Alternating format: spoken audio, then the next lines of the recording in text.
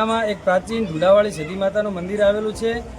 ત્યાં અમે છેલ્લા 5 વર્ષથી ઢુલાવાળી સતી માતાનો અહીંયા 5 વર્ષ પહેલાં અમે પ્રતિષ્ઠા કરી હતી।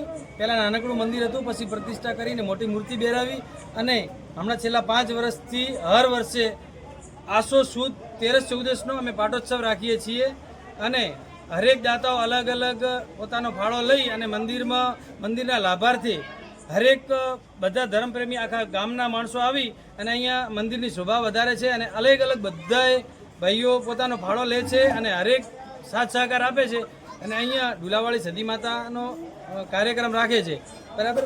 અહીંયા બધા ગામના તમામ કોમના લોકો આવે છે અને અહીંયા આગળ આ માતાજીના મંદિરના ઉત્સાહનો કાર્યક્રમ રાખવામાં આવે છે।